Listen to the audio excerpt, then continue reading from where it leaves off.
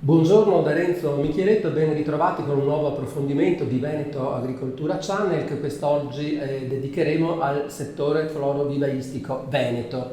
Per quale motivo? Perché come ogni anno in questo periodo Veneto Agricoltura pubblica il report sull'annata appena conclusa, da poco conclusa, insomma sull'annata precedente, sul 2020 e quindi con il dottor Renzo Rossetto, che ringraziamo per essere con noi oggi, parleremo proprio di questo report che ricordiamo è disponibile sul sito internet di Veneto Agricoltura.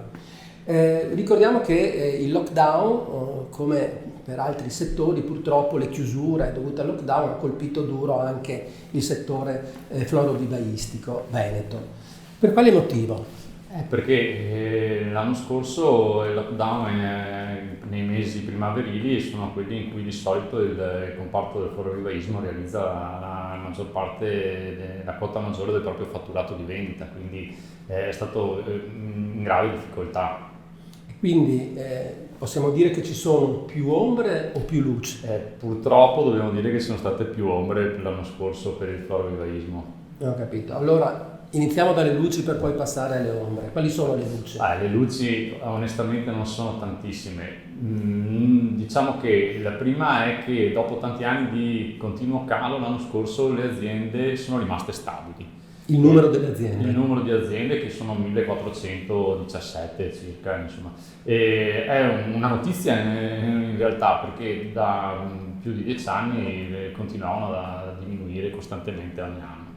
Un'altra luce, possiamo vederla sotto questa luce, è l'incremento delle superfici. L'anno scorso c'è stata una leggera ripresa, 30 ettari su 2490 circa, 1% in più, però anche questo arriva dopo tanti anni di continua diminuzione delle superfici. E un'ultima luce, è aumentata l'anno scorso la produzione florovivaistica. Bisogna dire che l'80% si tratta di vivaismo orticolo, quindi sono piantine. Siccome contiamo i pezzi, le piantine sono miliardi, quindi la maggior parte dell'incremento è dovuto a questo, però la produzione è aumentata. E le ombre invece, che sono più numerose, mi sembra di capire? Le ombre sono una molto grande, che appunto è il fatto che il valore del comparto ha subito una riduzione inevitabilmente, perché molte produzioni sono state distrutte perché i fiori si deperiscono e quindi non essendo riuscite a essendoci il lockdown, la gente non potendo recarsi ad acquistare il prodotto. Una parte magari se vuoi facciamo un approfondimento, in qualche modo si è recuperata, ma una buona parte è stata distrutta, quindi oltre alla mancata vendita c'è stata anche la perdita della produzione e quindi il fatturato è diminuito. Noi stimiamo circa il 15% in meno, che vuol dire che rispetto a oltre 200 milioni di euro l'anno scorso si è ridotto a circa 180 milioni di euro di valore della produzione. Una grande perdita, sicuro. È una tra le più importanti dei vari comparti agricoli. Poi altre ombre invece? A dire la verità, questa qui è già bella grande, direi, è forse la più importante. Un altro aspetto che può essere visto, dipende dal punto di vista come ombra, è che le aziende soprattutto le più grosse, hanno risentito del lockdown e quindi hanno diminuito le vendite fuori regione, che sono probabilmente quelle che invece caratterizzavano le aziende più strutturate. E invece come luce c'è che invece sono aumentate le vendite a livello locale, proprio per il fatto del lockdown si è privilegiata la vendita magari più a breve distanza.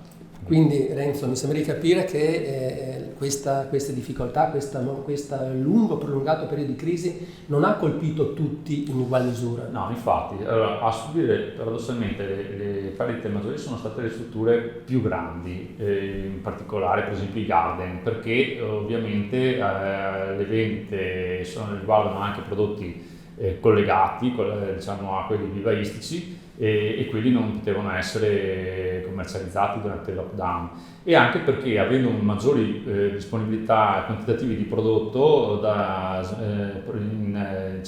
presenti in punto vendita, hanno avuto una maggiore quantità di prodotto invenduto, mentre aziende magari più piccole sono riuscite a riorganizzarsi con le consegne a domicilio e in qualche modo hanno hanno recuperato qualche vendita, anche per esempio spostando le vendite per le piante più resistenti nei mesi subito successivi, tra giugno e luglio.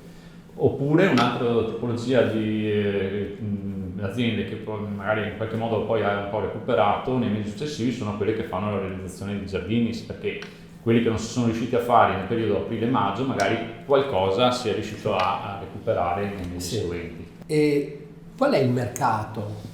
Allora, come dicevo prima, essenzialmente il mercato principale è a livello nazionale, che noi produciamo per poi rivendere ad altri, magari commercianti grossisti o ad altre aziende vivaistiche più piccole, a livello nazionale o estero. L'anno scorso, con il lockdown, questi due mercati hanno registrato delle perdite nell'ordine di 5 punti percentuali ciascuno e che sono andate tutte a favore delle produzioni vendute a livello locale, che invece hanno aumentato di 10 punti percentuali e l'anno scorso hanno rappresentato il 40% del mercato di vendita, quindi il mercato locale. Senti Renzo, poi chiudiamo anche.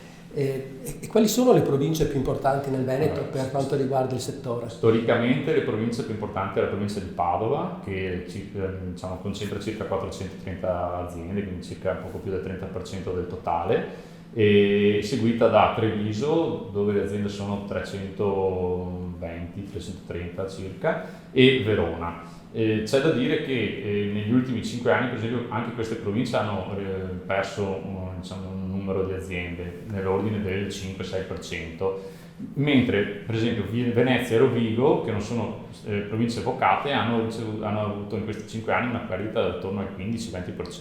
Ho capito. Senti, poi veramente chiudiamo, dal tuo osservatorio è già possibile capire come sta andando il 2021 oppure no? Allora, sicuramente non c'è il lockdown dell'anno scorso e anche quello che non lockdown vero e proprio stretto, ma le limitazioni che sono state anche in autunno che avevano rallentato notevolmente le vendite. Le produzioni ci sono, sicuramente ci sarà una ripresa del valore del comparto. Bene. Ringraziamo il dottor Renzo Rossetto di Veneto Agricoltura per averci un po' illustrato l'andamento nel 2020 del settore florovivaistico veneto e ricordiamo che il report appena elaborato è già disponibile sul sito di Veneto Agricoltura, quindi è possibile scaricarlo. Un saluto a tutti e un arrivederci alla prossima occasione.